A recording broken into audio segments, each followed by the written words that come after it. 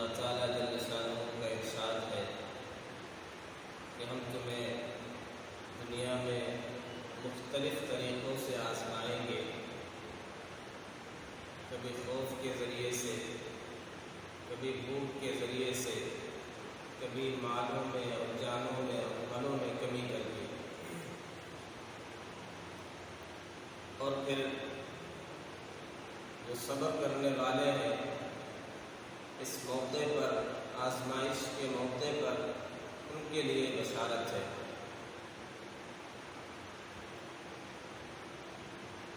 اس وقت کووڈ-19 کی وجہ سے، کرونا وائرس کے تیزی سے پھیلنے کی وجہ سے اور لاک ڈاؤن کے واقع ہونے کی وجہ سے ظاہر ہے نظام زندگی درہم برہم ہو گیا، کاروبار اور معیشت ٹھپ پڑ گئی۔ ایسی صورتحال میں انفرادی طور پر، اجتماعی طور پر لوگوں کا ایک بہت بڑا خسارہ ہوا ہے، مالی نقصان ہوا ہے۔ مدارس اسلامیہ جن کے سالانہ بجٹ کا دار و مدار ہی ماہ رمضان کے چندے اور اہل خیر اہل ثروت حضرات کے ماہ رمضان میں تعاون کی وجہ سے ہوتا ہے، لاک ڈاؤن کی وجہ سے وہ کما حقہ چندہ اور تعاون نہیں ہو سکا، لہذا یقینی طور پر مدارس بھی مالی بحران کا شکار ہوئے، مالی تنگی کا شکار ہوئے، ایک مالی آزمائش کا شکار ہوئے۔ اس آزمائش کے نتیجے میں الحمدللہ بہت سے مدارس ایسے ہیں، وہاں کے محتممین اور منظمہ حضرات ایسے ہیں جنہوں نے صبر سے کام لیا، حوصلے سے کام لیا، ہمت سے کام لیا، راضی برضا رہے، اللہ کے فیصلے پر راضی رہے، اور انہوں نے اس بات کی یقین دہانی کی اپنی زبان حال سے اور زبان قال سے اور اپنے عمل سے کہ اللہ رزق کا انتظام کرنے والا ہے، اللہ مدرسین کی تنخواہوں کا انتظام کرنے والا ہے، لہذا انہوں نے مدرسین کی تنخواہ نہ کاٹی نہ آدھی کی، اور انہوں نے یہ فیصلہ صادر کر دیا کہ ہم پوری تنخواہ مدرسین کو، اساتذہ کو، ملازمین کو، مدرسے کے خادمین کو دیں۔ انہوں نے یہ باور کرایا کہ مدرسہ دراصل انہی مدرسین کی وجہ سے ہے، مدرسے کی ترقی انہی مدرسین کی خدمتوں کی وجہ سے ہے، طلبہ حضرات اپنے علم کی پیاس انہی کی وجہ سے بجھاتے ہیں، علم کے چشمے یہیں سے نکلتے ہیں۔ یہ بنیادی ستون ہے، یہ مدرسے کے لیے انتہائی اہم ہے، لہذا ان کی اہمیت کو ہمیشہ پیش نظر رکھا جائے گا۔ انہوں نے شرعی اعتبار سے بھی اچھا کام کیا، اخلاقی اعتبار سے بھی اچھا کام کیا، انسانیت کے ناطے بھی اچھا کام کیا، جو کرنا چاہیے تھا وہی کیا۔ اس مالی قلت کی آزمائش میں بعض مدارس والے انہوں نے پوری تنخواہ تو نہیں دی، انہوں نے کیٹیگریز قائم کر دی، کسی کو 50% تنخواہ ملے گی، کسی کو 80% ملے گی، کسی کو کچھ فیصد ملے گا، اور جو کٹوتی کی بات میں یہ نہیں کہا کہ جب حالات سازگار ہو جائیں گے، جب آمدنی کے ذرائع بڑھ جائیں گے تو پھر یہ بھرپائی کر دی جائے گی، بقیہ تنخواہ ادا کر دی جائے گی، یہ بھی غلط ہے۔ کچھ مدارس والے انہوں نے تنخواہ میں کمی کی، آدھی تنخواہ دی، لیکن انہوں نے یہ وعدہ کیا، یہ یقین دہانی کی کہ جب حالات سازگار ہو جائیں گے،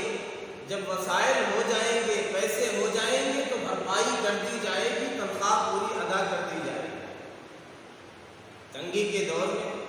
یہ احتیاطی قدم ہے، اچھا عمل ہے۔ مدرسین کو بھی اس کا خیال کرنا چاہیے، لیکن کچھ ایسے ناواقف لوگ شریعت سے، ایسے ظالم بھی ہیں جنہوں نے اپنے یہاں 30 سال 40 سال خدمات انجام دینے والے، ہزاروں لوگوں کو فیضیاب کرنے والے، قال اللہ قال رسول کی صدائیں ہر طرف پھیلانے والے، دین کی ترویج اشاعت کرنے والے، ان کے ساتھ ناقدری کی ہے، ان کی ناقدری کی ہے، احسان فراموشی کی ہے، ان کی خدمات کا صلہ نہیں دیا، انسانیت سے نیچے گر کر کے سلوک کیا۔ ایسے وقت میں ان لوگوں کو جنہیں ہم ہٹلر اور فرعون کہتے ہیں، وہ بھی مزدوروں کے ساتھ رحم و کرم کا معاملہ کر رہے ہیں، راشن تقسیم کر رہے ہیں، مزدوروں کو ماہانہ کچھ نہ کچھ پیسے بھی دے رہے ہیں۔ ایسے وقت میں وہ مدارس جہاں سے صبر کی تلقین کی جاتی ہے، جہاں صبر کی فضیلت بیان کی جاتی ہے، جہاں توکل کی فضیلت بیان کی جاتی ہے، جب اپنے یہاں مدرسین کا تقرر کرتے ہیں تو ان سے فضیلتیں بیان کرتے ہیں، اکابرین کے بزرگوں کے واقعات کا تذکرہ کرتے ہیں کہ بزرگوں نے اپنے اسلاف نے پتے چبا چبا کر کے تعلیم حاصل کی ہے، تسبیح و نوافل کا تذکرہ کرتے ہیں، تنخواہ کی بات آتی ہے تو 5,000 اور 8,000 تنخواہ دیتے ہیں، اس میں سے بھی آدھی تنخواہ کاٹ لی۔ اور ظالم محتممین ایسے ہیں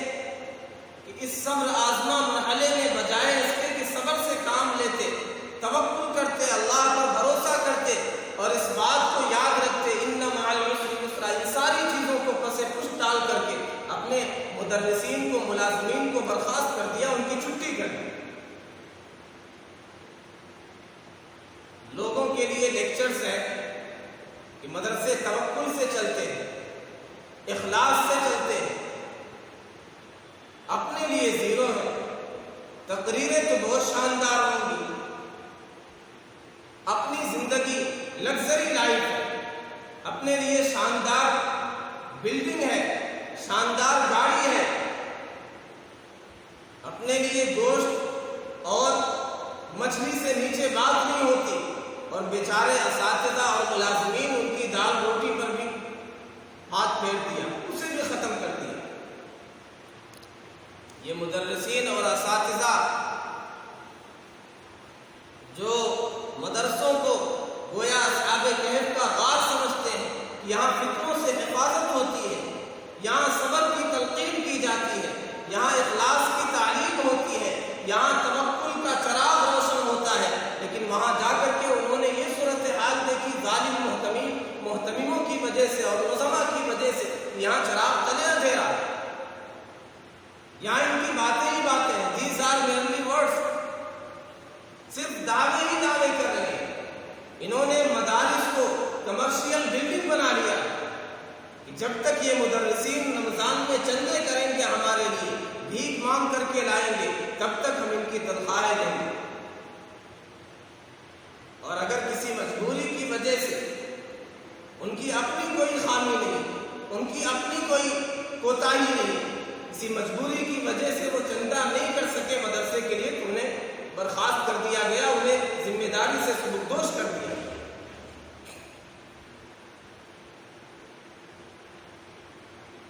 آج مساجد کے متولیات اور کمیٹی کے خلاف بہت آوازیں اٹھائی جاتی ہیں، ان کے خلاف بہت انگشت نمائی ہوتی ہے، لیکن ایسے ظالم محتممین پر کوئی انگشت نمائی کرنے والا نہیں، کوئی ان سے سوال کرنے والا نہیں۔ انہوں نے اپنی باپ کی جاگیر سمجھ لیا،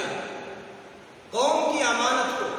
اللہ کی طرف سے حوالے کی گئی اس امانت کو اپنے باپ کی جاگیر سمجھ لیا ہے، جیسے چاہتے ہیں اس کا استعمال کرتے ہیں، جس کو چاہتے ہیں رکھتے ہیں، اقربا پروری کرتے ہیں، جسے چاہتے ہیں بھگا دیتے ہیں۔ ایسے مدرسے کے متعلق بھی سننے میں آیا جہاں تقریباً 200 اساتذہ چھوٹے درجات سے لے کر کے اعلیٰ درجات تک، حتیٰ کہ شیخ الحدیث تک کو ان کی بھی چھٹی کر دی، انہیں بھی برخاست کر دیا، جو 30 سال 40 سال انہوں نے اہل علم کو سیراب کیا ہے، خدمات کی۔ گیا، مدرسے کی تعمیر و ترقی میں کام کیا۔ یقیناً حالات آئے، مدرسہ مالی بحران کا شکار ہوا، سارے مدارس مالی بحران کا شکار ہوئے۔ کچھ مدرسے جنہوں نے یہ کہا کہ نہیں، ان کی وجہ سے مدرسہ قائم ہے، ہم صبر سے کام لیں گے، توکل سے کام لیں گے، ہم تنخواہیں نہیں کاٹیں گے، تو مثال ہے، ان کے مطابق عمل کرنا چاہیے، وہ لائق تقلید ہے۔ اللہ ایسے اساتذہ کو، ایسے محتمین کو، ایسے ذمہ داران کو، ایسے نظما کو اپنی شایان شان اجر جزیل عطا فرمائے، ان کے نقش قدم پر دیگر محتمین کو چلنے کی اللہ تعالیٰ توفیق نصیب فرمائے۔ اس مالی بحران میں طریقہ کار یہ ہو سکتا تھا، جیسے چندہ کرنے کے ٹائم پہ جب بھیجا جاتا تھا اساتذہ کو جمع کر کے کہ مدرسہ آپ کا ہے، مدرسے کی ترقی آپ کی ہے، اس کے لیے زیادہ سے زیادہ چندہ کریں۔ اب برے حالات میں،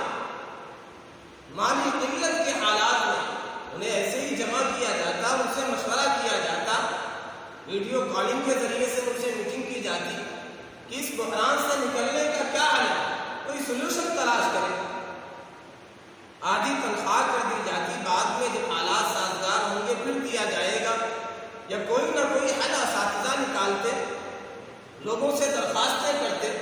لوگوں کو متوجہ کرتے کہ مدرسہ مالی بحران کا شکار ہے، اساتذہ کی تنخواہیں دینے کے لیے پیسہ نہیں ہے، کوئی نہ کوئی انتظام نکل ہی آتا،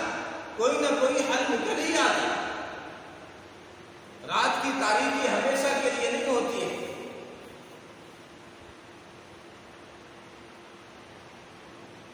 یہ مدرسے کے ذمہ داران جو لوگوں کو بتلاتے ہیں ان مع العسر یسرا، تنگی کے ساتھ فراخی ہے، آسانی ہے، جو یہ کہتے ہیں ان اللہ مع الصابرین، جو یہ کہتے ہیں ومن یتوکل علی اللہ فہو حسبہ، جو یہ کہتے ہیں وبشر الصابرین، ان کی یہ ساری تقریریں اور ساری آیتیں دوسروں کو ہی سناتے ہیں، اپنے عمل سے کیا ثابت کر رہے ہیں؟ اس موقع پر آپ نے اس کا مظاہرہ کر دیا، آپ کا اصلی چہرہ کیا ہے، قوم کے سامنے کس انداز سے باتیں کرتے ہیں، اور آپ کا اصل رخ اور اصل چہرہ کیا ہے۔ لہذا ایسے سنگین حالات میں مدارس کے ذمہ داران کو اس طرف خاص توجہ کرنی چاہیے کہ جنہیں ہم ہٹلر کہہ رہے ہیں، جنہیں ہم فرعون کہتے ہیں، ان کی تو یہ صورتحال ہے، ان کے تو یہ اخلاق ہے، ان کا تو مزدوروں کے ساتھ، غریبوں کے ساتھ یہ معاملہ ہے، اور ہمارا معاملہ آقا صلی اللہ علیہ وسلم کے وارثین کے ساتھ کیا ہے؟ کہیں 7 مہینے 8 مہینے سے تنخواہیں نہیں دی گئی، کہیں پہ تنخواہ نہ دینا پڑے اس لیے اساتذہ کی چھٹی کر دی گئی۔ اور اس موقع پر مسلمانوں کو، اہل ثروت حضرات کو، اہل خیر حضرات کو بھی متوجہ ہونا چاہیے۔ لاکھوں کی تعداد میں لوگوں نے راشن کٹ تقسیم کی،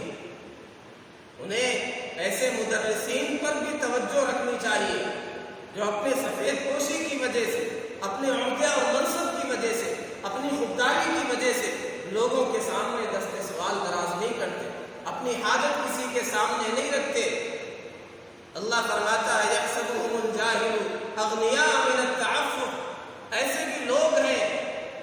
کہ ناواقف لوگ، ان کی خودداری کی وجہ سے، ان کی سفید پوشی کی وجہ سے لوگ انہیں مالدار سمجھتے ہیں، ان کے ظاہری حلیے اور لباس کو دیکھ کر۔ تعرفهم بسیماهم لا يسألون الناس الحافا، یہ ضرورت مند ہوتے ہیں، محتاج ہوتے ہیں، لیکن لوگوں سے مانگتے نہیں چمٹ کر کے۔